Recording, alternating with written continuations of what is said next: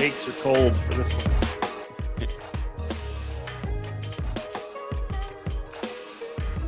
So hungry.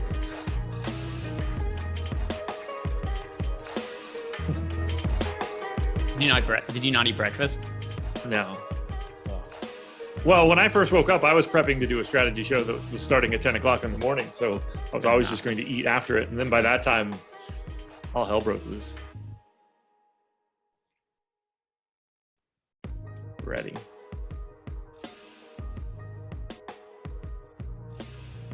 And we are live. Welcome to the NBA strategy show / NBA live before lock, depending on what you want to call it, because I called it strategy show out of force of habit. It is Monday, January 17th, MLK Day. I am Josh Engelman, and I'm joined by Greg Ehrenberg for this one. We had Adam bump his NFL strategy show up a little bit. We are brought to you by Yahoo Fantasy Sports. We'll touch on those guys in a bit. But before we do anything, hit that like button, subscribe to the channel, and hit the notification bell so you know when everything goes live. Greg, what do you think about this lovely slate today?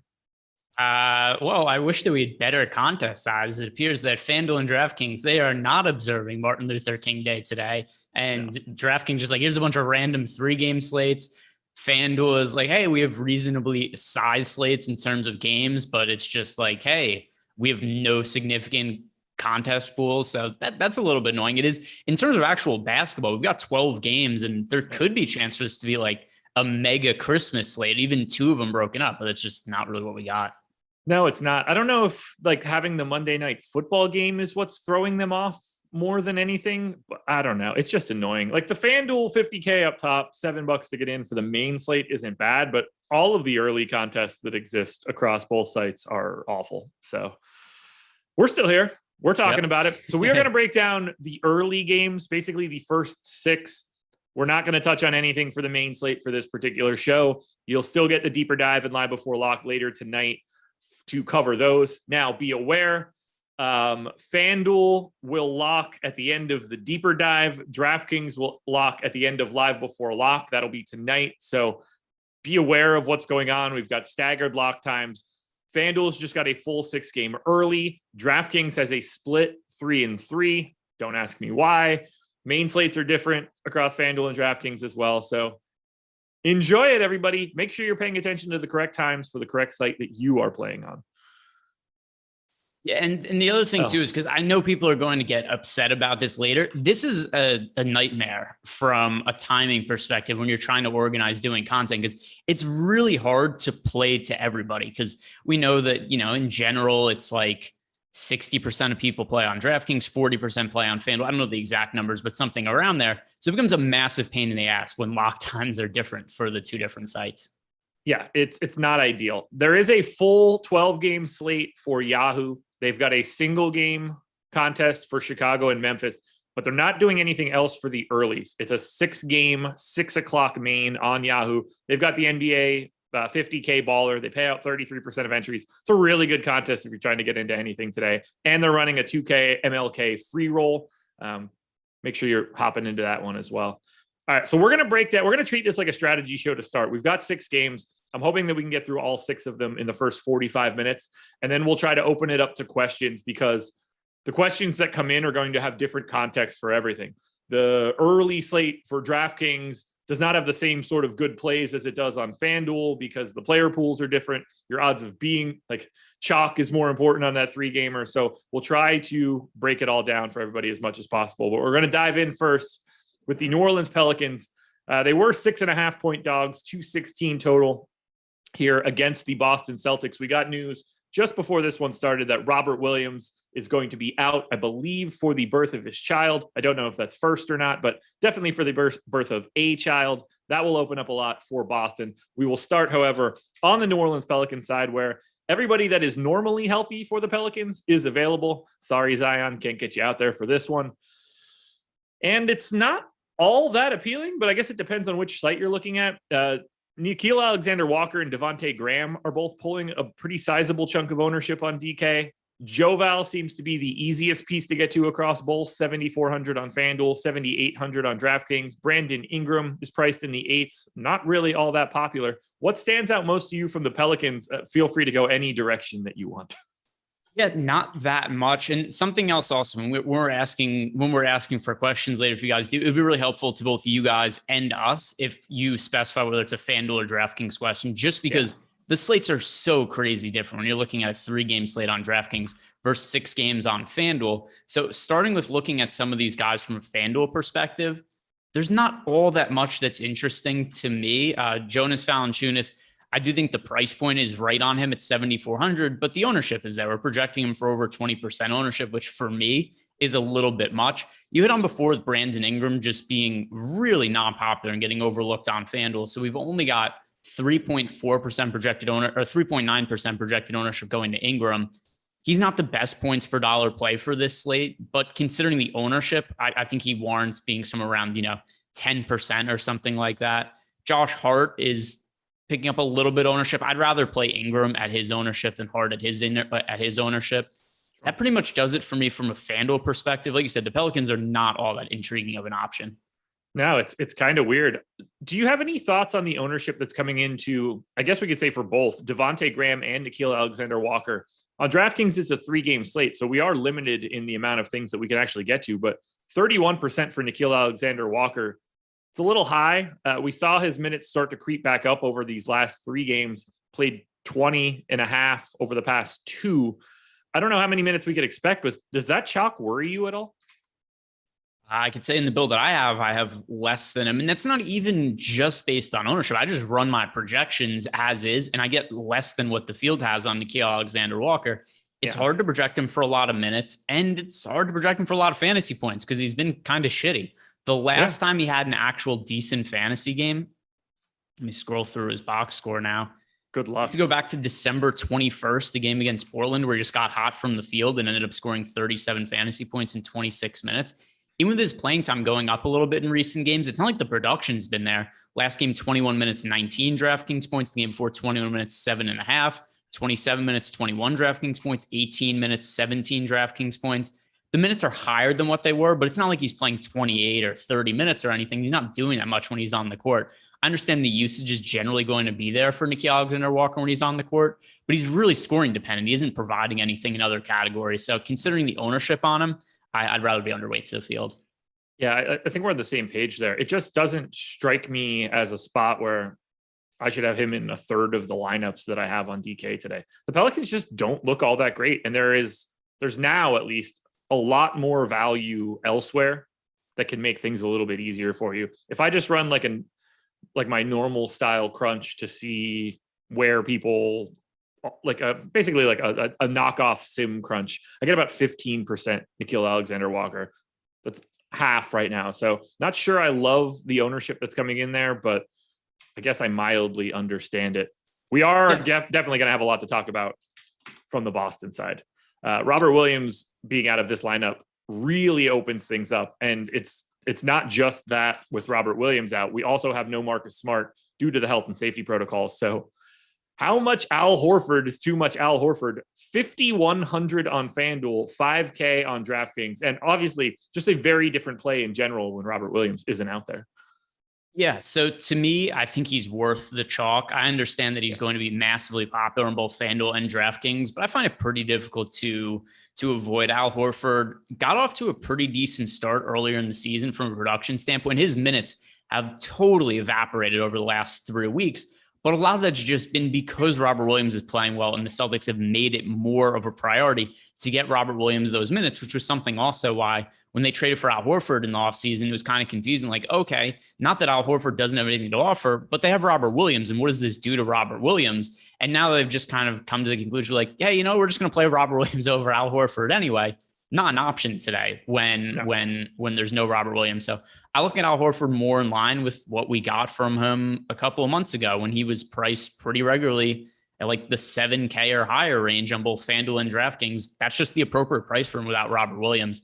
So Al Horford is going to be popular, but I still think he's the best play on the slate. Yep, I agree. To me, it's pretty easy to just look at it and see like, oh, that's an excessive amount of value that I definitely have to capitalize on. Like the minutes are going to be there. He's better, just simply like he has more opportunities when Robert Williams isn't out on the floor. 5K plus power forward eligibility across both sites too. It's really hard to overlook that. How are you handling the rest of this Boston team? Because if you're just looking at ownership, and this is why questions will be difficult. Jason Tatum's 10% owned on FanDuel at 9,800. On a 3-game slate where he's 9,100 on DK, he's 41%, as he should be. Schroeder, massively owned on this 3-gamer. Josh Richardson picking up a ton of ownership. Jaylen Brown, not nearly as owned as you would expect on a 3-gamer, but the $8,900 price tag is still pretty high. What are your other priorities for Boston right now? Yeah, so starting with the FanDuel side, it's hard to call anybody a priority. Jason Tatum, I'm slightly overweight to the 11% or 10.8% ownership in the Bill Dive right now. Same goes for Jaylen Brown at 14%. We've seen Jaylen Brown spike quite a bit upside at times this year. Then you go over to DraftKings where Jason Tatum is 40% owned, and I'm a little bit underweight to that number. If I think Jaylen Brown actually makes for good leverage off of Jason Tatum over on DraftKings. We've seen both of them produce really well from fantasy standpoint this year, but there is negative correlation there because both of them are pretty scoring dependent. And obviously, if Jaylen Brown has a big game and scores a bunch of points, a lot of those shots come from Jason Tatum. So I have Tatum projected for more fantasy points than Jaylen Brown, but relative to ownership, I don't think that Tatum outscores Brown 2-1. Yeah, I'm with you on that one. It's weird. I thought more value might actually open up here, but anytime you're going to give Romeo Langford more minutes, you probably need to give him 40 before things start looking kind of interesting. Do you think there's another guy on this team that we can unearth? Like Langford's flat min on DK, flat min on FanDuel, 3,500. Does Peyton Pritchard fall into anything more that gets us to where we want to be? Or are we just basically looking at the starting 5 and then Grant Williams at 3,100 on DK? Yeah, on one hand, I would like to play Peyton Pritchard at 3,700, and he was somebody that stood out to me like, oh, maybe without Marcus Smart, this is an interesting contrarian play, but he played 12 minutes last game, and it's just really hard to trust the minutes or project him well when he only got 12 minutes last game and Marcus Smart out. Yeah, maybe they play smaller lineups because there's no Robert Williams, and that changes things a little bit, but still Peyton Pritchard, I don't have him projected especially well. Grant Williams is somebody who at first glance, like, oh, maybe this guy is a sneaky value play, but he's 20% owned on DraftKings, which I think is about appropriate. I actually do have a little bit more of him than the field right now in my build, just because it's a small slate and he is so cheap. But in terms of like really sneaky off the board plays, it's hard to find any. I don't think Peyton Pritchard is going to get the minutes. Josh Richardson is popular. Grant Williams is popular. Dennis Schroeder is popular. If I had to say one guy, maybe Enes Kanter Freedom, just because he's picking up no ownership, and what happens if Al Horford gets into foul trouble. He would be the guy who, if I'm going way off the board with a tournament play for DraftKings on a 3-game slate, he makes a little bit of sense from that standpoint. Is his middle name actually Kanter now? I think so. Yeah, I think so too. I think he took it like a woman getting married and just bumped the maiden name to the middle name. That's fair. Good for him. I don't have anything else here to talk about for Boston other than the fact that Al Horford is very clearly optimal today. Yeah. How do you have, and I also, the other thing too, that I say Enes Kanter Freedom is I still have this feeling that if I say Enes Freedom, people are not going to know who I'm talking about. So yeah. I do try to throw the full name in there just to make it clear, but do you see a path for him to play extended minutes and be a viable value play? Yeah. I mean, he's a tough guy because of who they play. If Al Horford happens to get into foul trouble or it's not working, it's not crazy to put Horford out there against Joe Val. Like, they are comparable sized human beings. So this matchup actually works for Enes to be in more lineups. I gave him 16 minutes. I basically gave him the straight center backup run. No reason that he can't play more than that. And they go to like Horford at the 4-2. One of Grant, like I don't think I would want like Grant Williams and Freedom together. I think that's going to be a tough struggle, but Grant Williams doesn't have to get a boost and Freedom could, and that would not surprise me. And at 3,200, I mean, we know how he can fill up a stat sheet. Yeah. And that's the other thing too, is just there's no ownership going to him. And if you're just trying to find ways to differentiate on a 3-game slate, give me somebody who has an outside path to minutes. That's also a good points per minute fantasy producer. Absolutely. All right. Anything else here for Boston?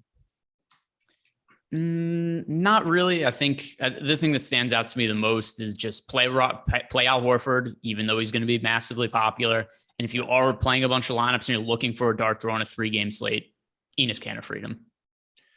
Charlotte Hornets starting at 1:00, 2-point dogs in New York. We did get news right before we started this one off. Kemba not available for the Knicks. 9th straight game out for this one. On Charlotte, Big ownership coming to Gordon Hayward. He's about 30 across both sites. Bridges, Rozier, and PJ Washington all in the 20s on DraftKings. Only LaMelo is in the 20s on FanDuel, where he's underpriced at 8,200. I think LaMelo is the best play on FanDuel for anybody on the Hornets. Surprised to see Hayward get a little bit more ownership, but shooting guard, small forward certainly helps out there.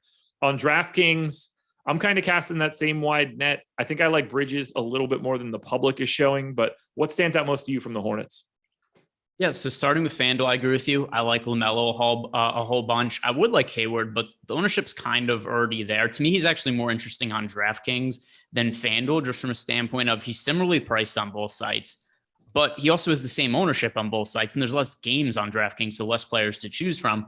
So while I'm around even with the field on Gordon Hayward on FanDuel in the build I have, I'm overweight to him on DraftKings. Other guys talk about on FanDuel, Terry Rozier has become really expensive. Pretty crazy to me that he has a comparable price point to LaMelo Ball. At this point, I'd much rather play LaMelo.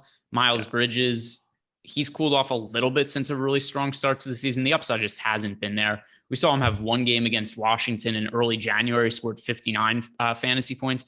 Other than that, though, he's pretty consistently been in like the mid-ish to high 30s range, which just kind of makes the price point fair. So not somebody who's a really high priority for me. Once again, on FanDuel, I think outside of LaMelo, there's nobody that I'm really dying to get. Well, Gordon Hayward and LaMelo. Gordon Hayward, though, once again, the ownership's already there. LaMelo, I think it warrants being overweight to the field on. Nothing else to me, though, really looks good from a FanDuel perspective. I'm with you. Like you don't feel bad about taking those shots on these 34, 36, 38 type minute guys. If you get Terry Rozier in a lineup, you're not mad about it or anything, especially on a day like today, but I don't think he just naturally looks good. It's the DraftKings side that gets a little squirrely. I just kind of think that everybody looks pretty similar relative to salary. Hayward, Washington, Bridges, Ball, Rozier. To me, all of those guys, I can't really sift through them and have a gigantic preference. Like if Mason Plumlee is going to be 6% owned, we did see him play a couple extra minutes these past two games. If he plays 25 or 26 here, I don't think that's crazy at 6% ownership. He's not the worst player in the world to try to, go for 40, like a big double with a couple extra blocks isn't outlandish for Mason Plumlee. I just won a lot of Charlotte because they play fast and they're an all offense team and they basically play 8 guys. Like that's the only reason I find them interesting at all is who the hell else is going to play for Charlotte? With that said, PJ Washington with over 20% ownership on DraftKings, that's a little weird to me.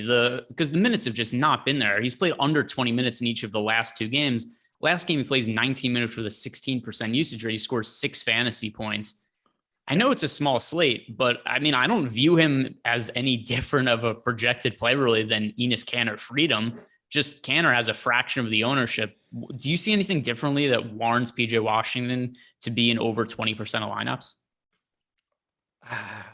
Yes and no, I guess. I mean, 4,300 and having power forward eligibility is massive on a day like today in compare. Like if he was just center, clearly he's not getting even in the ballpark of that. I think the assumption is just like one of these days he can play 24 minutes or more. And that's really the tricky spot because when he's playing more, I assume he's also playing well. And that is going to compound both things. Like, I don't think they leave him out here when he's like minus 16 to catch those extra minutes. I assume things are going well. And at 4,300 for him, I mean, we're talking about like just north of 30 fantasy points to matter on a day like today. It's not the craziest situation in the world. Like what happens if Mason Plumlee just gets into early foul trouble here against the Knicks? Do they just go to PJ Washington at the 5 and then now all of a sudden he's playing 26 minutes? I think the path for his minutes is really, really easy. It just doesn't appear to have happened lately. Yeah, and I mean, the other thing too is I just bring this back to talking about Enes Kanter Freedom, who I understand on DraftKings. He only has center eligibility. We also have power forward for Washington. But I barely have PJ Washington projected for more fantasy points. And you've got 10x the ownership going to Washington over Kanter Freedom. So that's just where I look at this, where, hey, if I'm looking for a value play and I'm trying to differentiate, which could be hard to do, but also kind of important for 3-game slates, I prefer Freedom. Is there anybody you don't play from Charlotte? Is that just Jalen McDaniels and nobody else? Or could you even get there too? I don't find Jalen McDaniels to be somebody who's really all that interesting to get to. Once again, not a great per minute fantasy booster. And also the minutes for him the last few games, 16, 17, 10 minutes, hard to give him a lot of playing time.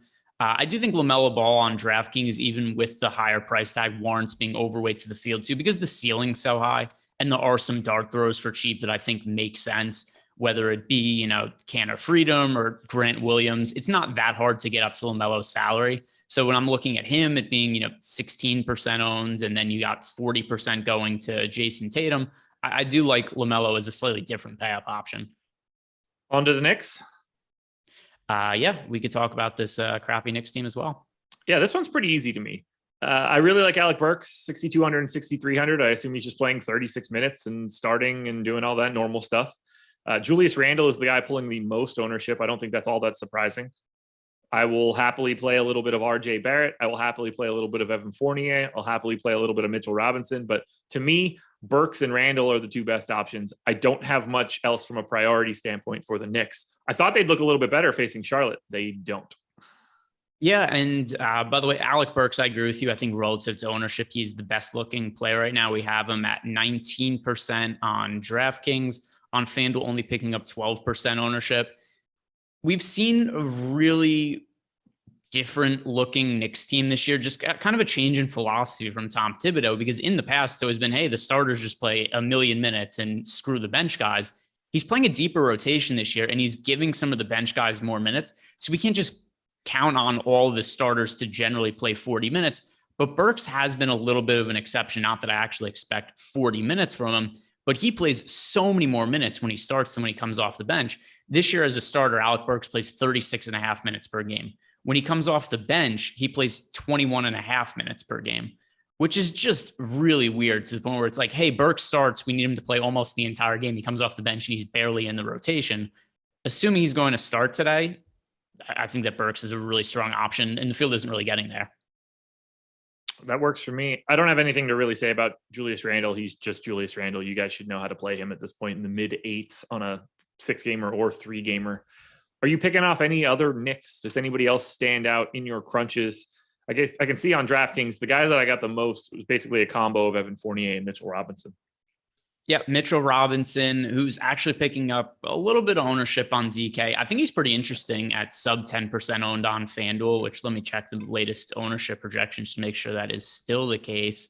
Right around 10.3% now in the most recent run. He was 9% before, but the point remains, he's somebody that I think is worth having a little bit closer to double the field on. The minutes have been up as of late. He's starting for the Knicks now. And the other thing also, when you look at the Knicks and their current depth in the front court, Nerlens Noel is out.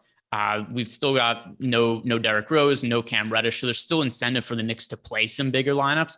But the absence of Nerlens Noel really does solidify the minutes of Mitchell Robinson, because as much as Tom Thibodeau likes Taj Gibson, because he's been coaching him since the 70s, he's not playing Taj Gibson 30 minutes in games. So as long as Robinson stays out of foul trouble, we're looking at around 30 minutes from Mitchell Robinson. And because of his defensive stats, he always scores really well on FanDuel relative to DK. So good player to be overweight to the field on. RJ Barrett up to 46% owned on DraftKings right now. That feels high.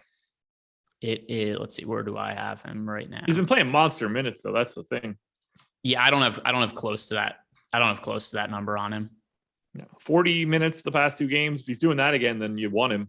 Yeah. But I don't. Yeah, that is not a true statement. I'll promise you this much: Randle is not overpriced. No, he is. Randle is underpriced, and you could just look at his historical pricing to get a good sense of that. So Julius Randle 1 week ago was over 10K on DraftKings. It's not like we're going that far back in the past. We're looking at 1 week ago, he was over 10K. A week ago, he was 9K on FanDuel. And the 10K price tag, that was probably a little lofty for Randle, but it's where he was for a lot of last season. I think he might be a little bit worn down this year compared to last year, because Thibodeau ran him 40 minutes every single night. But he still is probably somebody who should be in like the low 9K range. Absolutely. All right, schedule for the rest of the day, since this is important, although the rest of it's kind of easy. Awesemo betting show coming up at 1 p.m. The Yahoo NFL show is at 3. We get the NBA pre-show at 4:30, leading into NBA Deeper Dive at 5. Greg and I will be back for NBA Live Before Lock at 6. So we're doing this one again for a different slate later on. And then NFL Showdown Live Before Lock for tonight's Monday Night Football playoff game coming up at 7 o'clock. NBA player projections and NHL player projections are both free for today. So you get out some good stuff. A couple more games to touch on here. We're off to Philly now. 76ers at the Washington Wizards, 212 total. No Danny Green for Philadelphia. No Matisse Thybulle for Philadelphia. Big ownership coming into my boy Tyrese Maxey, 50% across both sites. I agree with it, given the amount of minutes he's playing right now. I don't think it's crazy at all.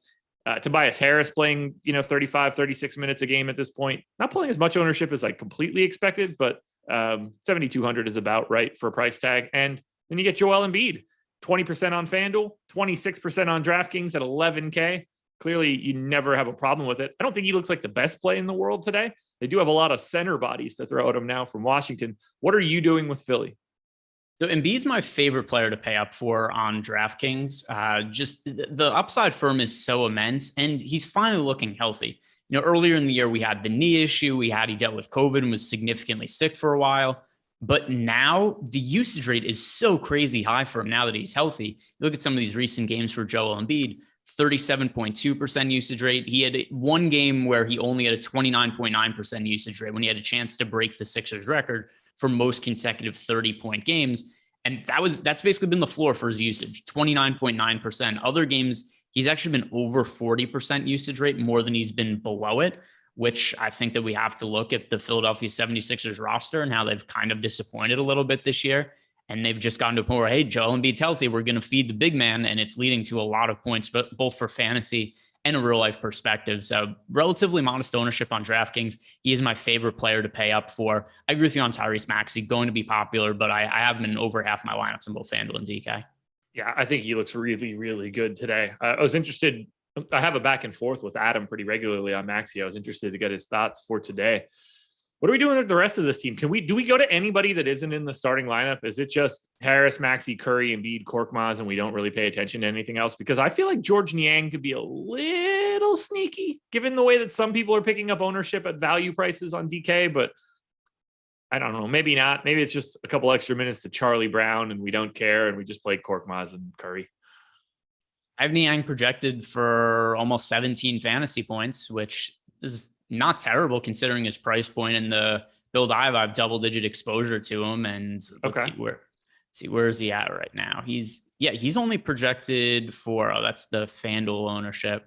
Two. On he's up to 8.5% ownership now. So I'm not that much different than the field on Niang. Once again, if you're looking to play somebody who's cheap, that's going to get some minutes, that maybe has an upside, but not like a crazy high upside, I think he's in play. But once again, that's not anything exciting. I've got Niang at 2.4 on DraftKings ownership. Not me personally, our ownership projections. Did you refresh it?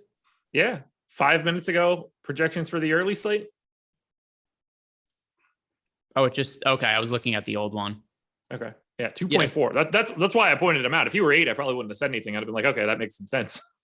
Yeah. So now that he was a little bit higher in the other ownership updates. So yeah, considering that number, I do think it's worth being maybe a little bit over the field to him, but still not a priority play. If you're playing 1, 3, 5 lineups, Niang's not somebody who would be in that. No. And Rory O'Connor, if you like Niang more than Korkmaz, you should go back to the drawing board. I don't have anything else for Philly. I think relative to ownership, it's okay to say that. Like, I don't want as. What's that? Yeah, I'm with you on that one. Yeah, I don't like Korkmaz as much as the field likes him. Other than that, other players from the Sixers, not really. I think Seth Curry's going a little bit over-owned at his price point. So Curry's been playing a whole bunch of minutes for them. And I get that he's had some big fantasy games, but he's also shooting crazy efficient from the field to the point where you just can't expect he's going to be a guy who every day is going out and 5 of 9 from 3, 5 of 9 from 3, 2 of 4 from 3, 3 of 5 from 3. This is not stuff that I think we could regularly project. And then once you just start to say like, okay, his shooting regresses a little bit, then you're looking at a guy who's going from, mid 30s fantasy points back to like low 30s, high 20s, which makes him, to me, not the best play at his price point. Orion with the super chat. I missed the beginning. Any musts from the first game? One, you can scroll back and listen to it if you'd like. But since you sent the super chat, I will angrily answer this question and say there's no musts in anything ever, but Al Horford is the only thing that I would consider a must. And since you didn't tell me which site, I really have no idea how to answer you. Al Horford is the best play from the Boston New Orleans game, and my favorite tournament play is Enes Kanter Freedom. Okay. This is going to be really easy. The Washington Wizards are somehow so awful that they can't get ownership on a 3-game DK slate. Highest owned guy is Kyle Kuzma, 7,700, 11%. Do not roster him at all on FanDuel at 9,500 on a 6-gamer. The highest owned guy on the Wizards on FanDuel is 0.4% owned Montrezl Harrell. I don't really have a single thing to say about Washington, assuming Bradley Beal is in. Yeah, it's really hard to project the center minutes too, because now you got a situation with this team where the playing time has been all over the place with Thomas Bryant now back from tearing his ACL last year. Is Thomas Bryant going to play a massive role right now? No, but even just the fact that he's going to play minutes in the teens takes away from Daniel Gafford. It lowers both the floor and ceiling for Montrezl Harrell. That's a total mess that makes all of those guys, for the most part, unplayable. And then you start to look in the front court. Kyle Kuzma is playing ridiculously well, to the point where, I mean, Kyle Kuzma is like Magic Johnson now over the last week. You get these games from Kyle Kuzma where he's threatening for triple-double. He doesn't even care about what's going on in the real game. He's just hunting for assists, try to get that triple-double the other day. But that aside, Bradley Beal is questionable. And I think Bradley Beal is coming back. We don't know that for sure, but assuming he is back in the lineup, that totally kills all of the upside that we had in Kyle Kuzma. But, you know, if Beal's out, I do think we have some interesting decisions to make here in terms of what to do with Kuzma and DK. I would actually, as much as I've poo-pooed on Kuzma as of late, I have to come around to him at this point if there's no Beal on a 3-game slate at 7,700. I'm just assuming Beal plays, though. Yeah, so am I. I got Beal in, and it makes this entire team look. Oh. LaMelo Ball is questionable. Of course he is. Non-COVID. He's not feeling well this morning. Neither am I. Yeah, I didn't get to much from this Wizard side on DraftKings. Kuzma, KCP, maybe a little bit of Dinwiddie, but there are no priorities to Washington. So with LaMelo Ball questionable now. But this is just a pain in the ass. Let's see. I'm trying to figure out what would happen if he ends up being ruled out. A lot of Terry Rozier. Ish Smith probably becomes like a crazy value play.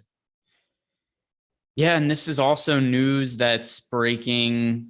Not exactly breaking, but we're probably not going to get an update until after the slate locks. So yeah. I think Ish Smith would become a really, really strong late swap option. Absolutely. DFS Reds with the 2v2 Graham and Tobias Harris, or Burks and Curry in a DK GPP. I have no idea, but anyway, Graham, probably Burks Curry for me. Yeah, it's probably Burks Curry for me. I like Burks the most of all those players. The answer is Burks Curry, but I also don't really like Curry that much. To be honest, I don't like either of those combinations. I agree. All that much, but Burks Curry, if it has to be one or the other. We're on the same page. Brooklyn Nets, 3-point dogs in Cleveland. We do have James Harden, and because this game is in Cleveland, we do have Kyrie Irving. However, we do not have Kevin Durant, who is out for, I don't know, the near future with a knee injury. So there's that. Q tag on Nick Claxton. Still no Joe Harris. LaMarcus Aldridge appears to be back. No James Johnson or Paul Millsap. So for Brooklyn, a lot of ownership coming in to Hardin and Kyrie on FanDuel. They're both about 20% owned. I have to go find whatever the afternoon slate NBA ownership looks like for, I don't even know where the hell we have that hidden right now. Do you? Under Express, maybe? No, also, I mean, I assume I got it. We're on the Express page for the afternoon 3-game DraftKings slate. Which, by the way, has absolutely terrible contests. I almost think we should just be talking about it from FanDuel. The big contest for DraftKings for the afternoon has 600 entries and pays $2,000 in first place. I don't even think this ownership is actually correct now that I look at it. Phil's 800. Philly, Miami, Cleveland, OKC. Is that the right game? No, this is not. That's not correct. Those aren't the right games. Philly doesn't play Miami. I don't know where the hell that ownership is for DraftKings. Maybe somebody could point me in the direction for that one. But Let's talk about Hardin and Kyrie because Hardin 10-8 on FanDuel, 11-8 on DraftKings. Kyrie 8,900 on FanDuel, 9,800 on DraftKings with a 30+% usage rate in the times where Kevin Durant does not play for Brooklyn, but James Harden does. What are you doing with Brooklyn? Yeah. So first, if anybody's looking at on-off court numbers for the Brooklyn Nets without Durant, do not look at this season. Look at the last 2 seasons because you're going to get really inflated numbers from James Harden because it's basically all going to assume that Kyrie Irving is off the court. So looking back at last year as well, we get James Harden to a 32.3% usage rate, scores 53.65 FanDuel points per 36 minutes with Durant off the court. I think he's pretty reasonably priced as well. We've seen some really weird pricing. The pricing algorithms don't really know what to do with the Nets right now because Kyrie Irving's playing every other day, and now we've got Durant out. So I think that James Harden is a really strong play to look at on FanDuel at 10,800, and I think the same about Kyrie at 8,900. I love both of them. Kyrie for 8,900 on FanDuel is a wild price tag for today. I'm surprised he's only 19% owned. I don't mind the Harden price tag either. I don't really mind these guys on DraftKings too. Kyrie at 9,800 is a bit of a tougher sell, but he's just a different player when Durant's not out there. Are you getting to anybody else from Brooklyn? Because I think we need Claxton to be out to really open up anybody to be actually interesting. Yeah, and the other thing too is that, LaMarcus Aldridge is playing now. So even if Claxton is ruled out, it's not like we're just going to say like, oh, look, we're going to get all these, Day'Ron Sharpe minutes again. He's a really good fantasy producer. The minutes have been all over the place. Projecting minutes for the Nets role players is an absolute disaster over the last couple of weeks because there's no rhyme or reason to what Steve Nash does. Not even to the point where he could point to saying like, oh, the guys who start are guaranteed to get big. That hasn't been the case either. We can't even look at the starters for cheap and say those guys are going to be guaranteed to get big minutes. Sometimes it's Kessler Edwards, then it's Cam Thomas. And all of a sudden, oh, look, Bruce Brown's starting. Oh, then Bruce Brown's out of the rotation. So to me, even if Claxton is out, I still don't really like that much outside of Harden and Irving. I'm with you. I don't have anybody grading out as like an even average play to me, even on FanDuel, unless I start taking Claxton out and maybe Aldridge falls into some extra minutes or something. But I don't really like Brooklyn all that much. I'm ready to go to Cleveland here. Yeah, Cavs are a little bit easier. Cavs are a little bit easier to talk about. Q tag on Lamar Stevens, no Rondo. Obviously, Rubio and Sexton are both out. I think Jared Allen looks like the best play in this game. I'm a little surprised he's not pulling more ownership on FanDuel, where he also has power forward eligibility, but he's 17% owned there, 43% on DK. A lot of ownership here. 60 to Mobley. I don't even think this isn't the right ownership. I got to delete that. I totally forgot that I don't have the second afternoon shit correct. Nonsense. I like Jared Allen the most out of anybody in this one. I think Mobley looks good across both sites. I think Darius Garland looks solid enough across both sites.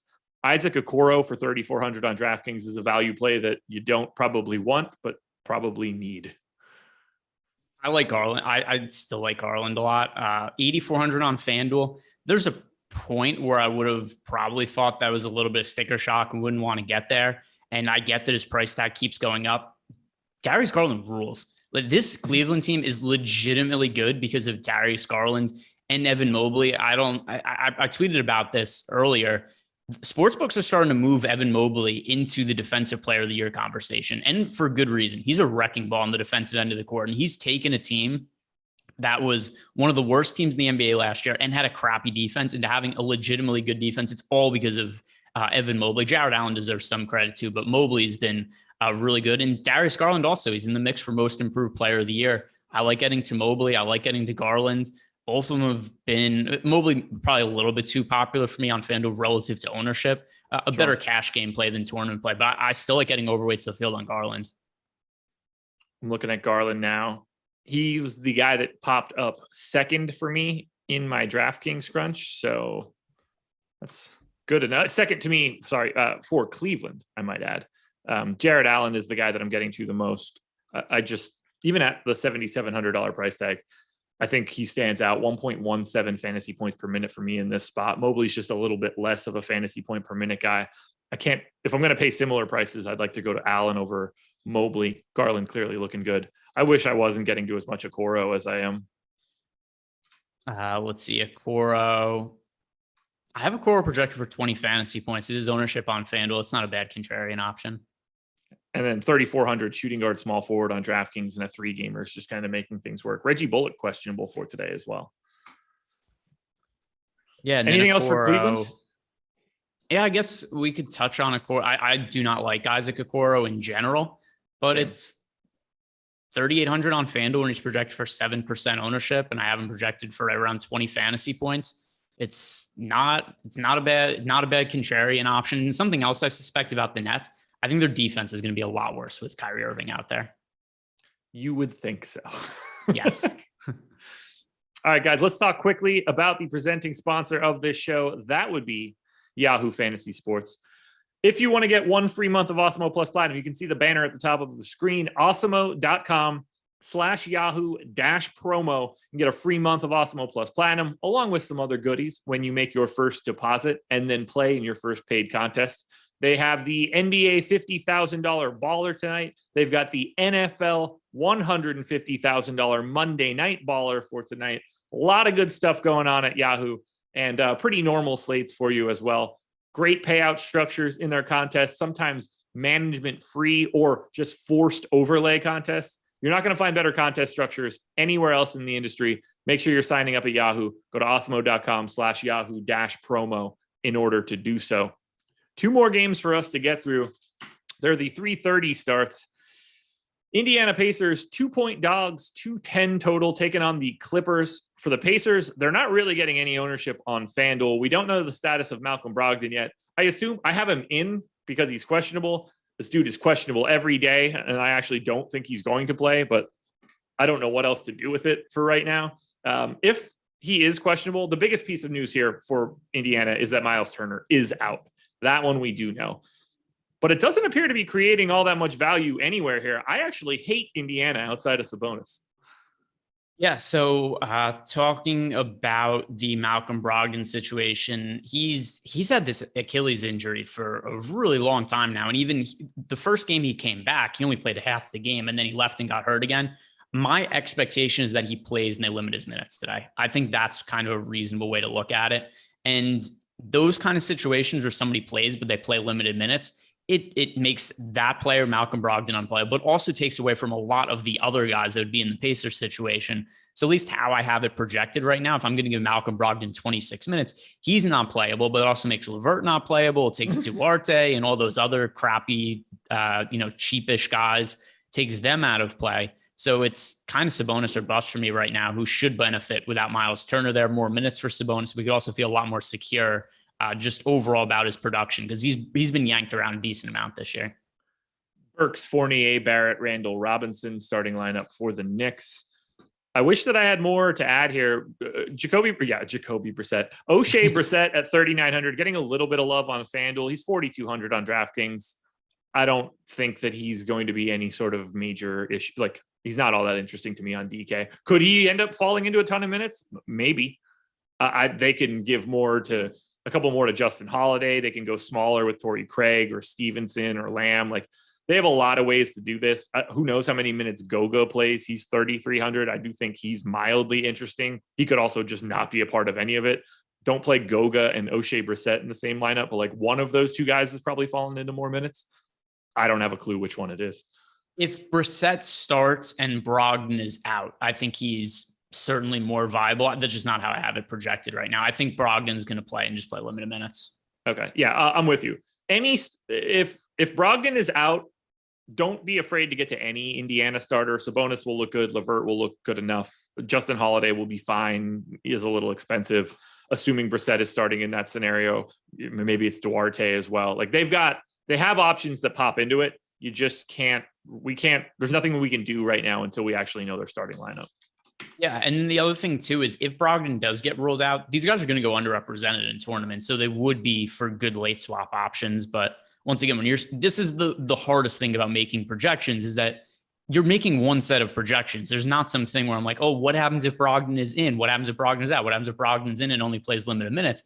I'm basically only choosing one of those scenarios, and I'm going with Brogdon in and playing limited minutes right now. There we go. All righty. To the Clippers side, it's crazy how the Clippers work. They basically have everybody available except for the two guys that actually make them win. No Paul George and no Kawhi Leonard. We're getting Marcus Morris, Reggie Jackson, and Terrence Mann pulling a little bit of ownership on FanDuel. I think they're probably pretty comparably good plays on DraftKings, just smaller slate. What stands out most to you from the Clips? So from the Clippers, let's see, who do I have here that's popping up for me? I think Marcus Morris is picking up way too much ownership. And that's not even to say that Marcus Morris is a bad points per dollar play. I just think he's about fair, but he's pretty popular today, which I would rather get away from. Reggie Jackson, I think that is good chalk. The price point on him is just incorrect, particularly on FanDuel 5,100. If I'm looking for somebody who's more contrarian, Eric Bledsoe, who I have been attached to for a long time, but he has shown upside this year. He's been very inconsistent. And that's also evident in his minutes from the last 3 games. We played 26 minutes, 9 minutes, and 26 minutes. But just the fact that he's so cheap and isn't going to be popular on FanDuel with all the guys that have been out for the Clippers this year, I think that he's a good tournament option. Yeah, I have no problem getting there. You can sort of make a similar case to a couple guys from the Clippers if you just think like today's the day that they get those extra 4 minutes or so. I wish that more people were standing out on this Clipper side, but this game in general on the DraftKings side is gross. That's also been the case for a lot of the Clippers guys, because we've seen slates where it's like, oh, okay, there should be extra usage going to Reggie Jackson, and then he's 6,000 on FanDuel, but like 8,000 on DK on some of these slates as of late. So DK's done a better job of pricing.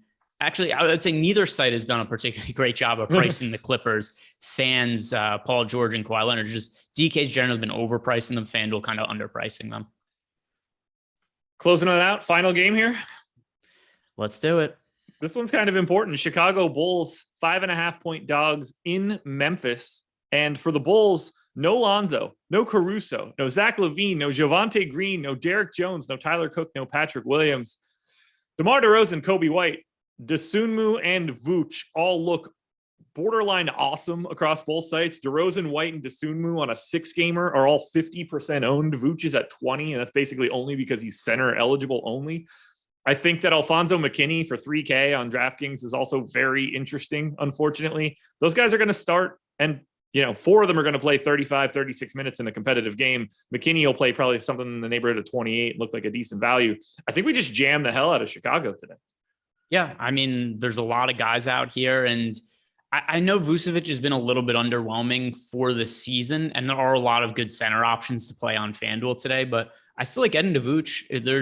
There's no Levine, no Lonzo Ball. You take both those guys off the court, and Vooch this year, 28.6% usage rate, 49.31 FanDuel points per 36 minutes. He's the best permanent fantasy producer on the, I'm actually looking at last year and this year still, because I had it set up for the, when we were looking at the Nets before. So let me just rerun it just for this year's splits.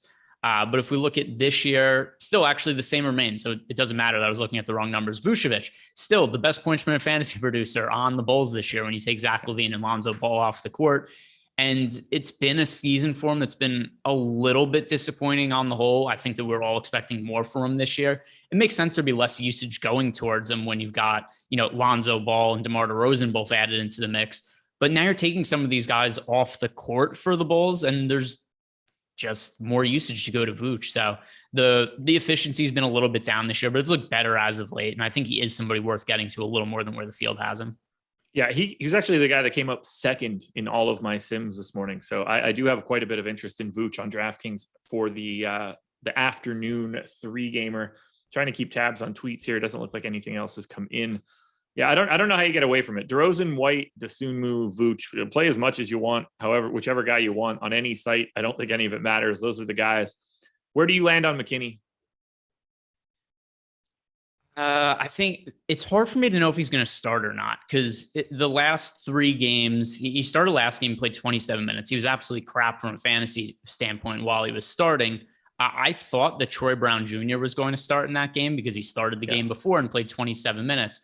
I think there's a decent chance that Troy Brown ends up back in the starting lineup ahead of McKinney, and I kind of hope that's going to be the case because I look at, well, first, I think Brown is just a better fantasy player with more upside than McKinney is, but he's also projected for less than 1% ownership right now. So I think getting to Troy Brown instead of McKinney and hoping he starts is a good way to go. I'm with you on that one. There's no it's almost even better to try to plan like it's Troy Brown and swap to McKinney if you want, since you have you're not utilizing that extra $500 correctly. But if you're going to get to a bunch of them both, at least force yourself to get to a little bit of McKinney or a little bit of Brown now, so that it's easier later on. If you want to swap to McKinney, then go for it. They're the same exact positions. You can swap them directly. Anything else for Chicago? No, it's the best team to target on the slate. Kobe White looks good to me. Vooch looks good. DeMar DeRozan looks good. And then even some of these contrarian options, like I said, I think, well, I'm hoping Troy Brown ends up starting because I love the ownership on him. And then same Dosunmu is probably going to have to play significant minutes. Last game, he played 40 minutes last game. Is he going to replicate the points per minute production, especially when he only had 13.3% usage rate last game? No, but still he's cheap and he's going to play a bunch of minutes. Absolutely. Let's close it out now. Memphis Grizzlies, 224 total in this one. And we're kind of just back to normal for Memphis. No Dylan Brooks. That's really the only piece that matters. I mean, no Killian Tilly either, but if everybody's healthy, that probably doesn't mean much. They're way more interesting on DraftKings, where Ja's $9K and Desmond Bane's 6,400. I like those two guys on DK. I don't really care for much else from Memphis. Ja's 15% owned on FanDuel. Next highest guy is 5. So what do you do with Memphis?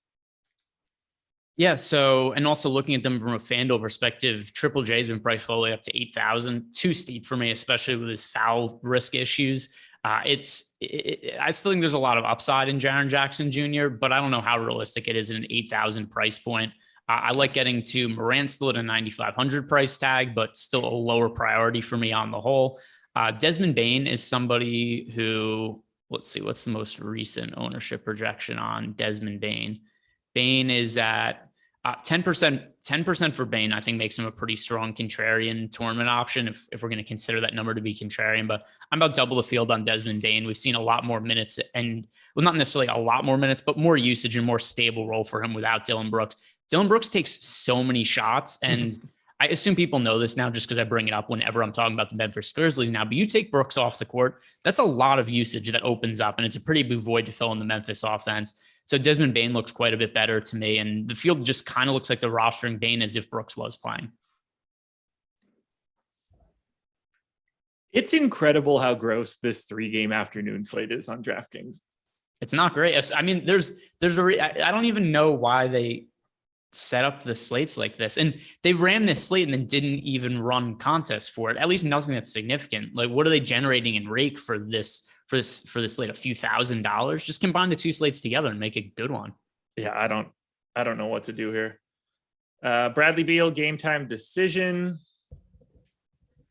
Rory O'Connor, Kelly Oubre's been out for a while. That is not news. Let's just take some questions for the final 7 minutes. What do you think? Let's do it. Yeah, all righty. Let's see what's coming in. Chat, YouTube chat, Discord, whatever you want. Get the questions in now. They don't have to be super chats, although we still like them. I don't want to turn down money. Sorry, Tom, for that one. 153 likes, 1,000 people in here. Hit that thumbs up if you haven't done it yet. We could try to hit on everything, every question you guys may have, because we've got 7 minutes and it feels nice to not be scrambling to enter my lineups. I don't mind it, because there's not that much to chase because the slates suck. Fade or play LaMelo? Best guess. I mean, play until you can't. Like, you can. It's the second game. You can swap whatever you need to. Yeah, it's not a hard situation to swap off of. I understand why people would be like, "Oh, this is so annoying. I want to get the LaMelo news." Honestly, if you have the capability to make late swaps off of significant news, you want guys to be questionable after lock. It is the fields are much sharper now in DFS than they were a few years ago. They aren't when it comes to late swap. There's still a massive edge when it comes to late swap because people are lazy, even if they get the information and they kind of know what to do with it. I think a lot of people are just like, I don't want to make swaps. I don't have LaMelo in my lineup. I'm just going to take LaMelo out. The ideal situation for this slate is LaMelo gets ruled out after lock and you just make adjustments and swap for it. Yeah. If I were playing, I would leave him in and proceed accordingly and deal with it once it happens. Because you would think his ownership is going to be too low just in general if he's in, and too high if he's ruled out. You need to put yourself in a position to be able to fix both of those problems. Otherwise, you shouldn't play at all. Yeah. That's the kind of thing you're looking for. if you don't have the ability to late swap, then you shouldn't be playing any individual NBA. Oh no, is that me or him? All right. Well, looks like Greg didn't want to do the show any longer with me. We've got 5 minutes to go. All I see is a black screen for Greg. This is fantastic. Yeah, I love that everybody's just like, yeah, it's him. It's him. So whatever Greg was saying was, oh, that's a great pause on his face too. Fantastic. Whatever Greg was saying couldn't have been all that interesting. So we'll just move on to my takes, which are way better, generally speaking. So let's hit on this final 4 or 5 minutes. And the last question I got one from chat from JEW. Said, if you play Cantor on DK, would you have to fade Horford in that lineup, or can you play both? So the question really comes down to, wait, that was for DK, right? Oh yeah, it is DK. By the way, I'm here now. I don't know what just happened. Oh, welcome back, Greg. Yeah, I have no clue what happened. You have less of I didn't have a clue either. No, I was confused all of a sudden. I don't know if Mike kicked me out of Zoom or something else happened, but all of a sudden I just wasn't in Zoom anymore. Oh, you froze on the screen and then we went to a black screen, and then I just assumed it was me, but it was you. It was you. Okay, so my bad then. I didn't mean for it to happen. As for JEW's question, okay, you heard that. Good. Yeah. It's a small enough slate.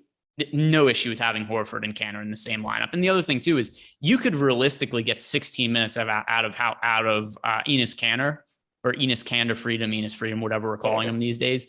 And it does not take that many minutes for him. It is points per minute production for him to have a decent fantasy game. It's not unrealistic for both of them to play well on a 3-game slate.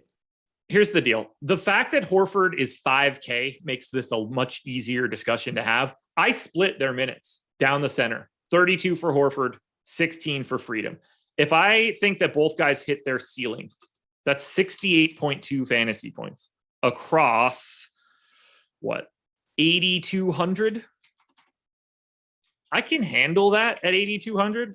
8,200 to hit your boom is 61 fantasy points. So it's not ideal. You need a little bit of help. Both guys are going to have to play very well to get that done. But on a 3-gamer, it's not outlandish. And their ceilings in the current minutes that they're playing get them higher than that target score. So to me, I'd be willing to do it. And I would make sure that I didn't have Grant Williams in that lineup as well. Yeah. And so the other thing too, when it comes to Enes Kanter Freedom, is there aren't that many crazy good value plays on the slate. It's not like there's somebody I look at who it's like, oh my God, look, we have this Dennis Smith Jr. or Hassan Whiteside starting at 80% ownership that everybody has to play. There aren't any of those guys. So it's easy enough to just look at a scenario and be like, okay, we get 20 fantasy points out of him off the bench. And there's a pretty decent chance he'll land an optimal lineup. Yeah, absolutely. I mean, they're both basically fantasy point per minute guys. If that breaks the correct way and they both go for 1.1 and 1.2. I mean, like I said, if we get, let's just say 60 fantasy points out of the two of them, we're talking about 1.25 fantasy points per minute if they split the 48 center minutes. That's not all that crazy. No. All right, what else do we have coming in? Thoughts on Jackson Hayes, 3,300 on DraftKings, 4,400 on FanDuel. Well, the FanDuel question is very easy because that's a 6-game slate and Jackson Hayes is a $4,400 backup. So go ahead and skip that one pretty easily. 3,300 on DraftKings. I mean, it's the same sort of discussion that we just had about Cantor, right? Cantor's a better fantasy player, and there's a more obvious upside to minutes for him because there is no because there's no Robert Williams in the mix. Like, this isn't a change situation for the Pelicans. It's still Valanciunas is ahead of them. We've got Jackson Hayes behind him. So I think the minutes upside for Enes Kanter Freedom is higher than Jackson Hayes, and he's a better fantasy player. I think they're basically equals at this point, but the minutes upside, I totally agree with you there. Again, though, I think he's in the same sort of vein. He's 3,300. If you're the type of guy that's playing 150 lineups on DraftKings in the 3-gamer, I don't think it's crazy at all to have some shares of Jackson Hayes. Yeah, I still, once again, I prefer Kanter Freedom. But, same. Here's something fun. We've got Terry Flaw Boy 420. He's saying, who's Greg's lock because I'm fading him. I don't have a lock, but I'm going to say Al Horford is the player to get the most exposure to. So there you go. Don't play Al Horford now. There you go. Thanks for that one, Terry Florida Boy 420. Ryan Durkin wants to know if anybody likes Mitch Robb in the early slate. Yes, they do. A lot of people, in fact, particularly on DraftKings at 5,100. Good contrarian play on FanDuel, in my opinion. Yeah. Kicks and Fits is asking about McGee. That's a different slate. We're also locked, by the way. Oh, yep. Well, we're locked. 12:30. That one was easy. Keep your eyes peeled for news for the rest of this bad boy. It's going to be a tumultuous rest of the day, although at least the main slate should be a little bit easier. Remember, deeper dive at 5 goes up to 6, at which point FanDuel locks. NBA Live before lock from 6 to 7. We go up until DraftKings lock. Greg, anything else you want to add? Do you got to go record injury videos and stuff right now, or? Not right now, but that is something I'm going to be doing with Adam in a little bit. So you guys check that out. Other than that, like this video, subscribe to the YouTube channel. And like Josh said, we still have the Live Before Lock deeper dive later for tonight's slate. We didn't do the strategy show today. It just becomes a little bit of a weird situation when there's a bunch of individual 3-game slates. By the way, Christian Valentine says Greg should grow the fro back. I agree. I will also bring back the frosted spiked tips just in case that happens. Good luck, everybody. We're out of here. Win some money. Happy MLK. I think that's what you say.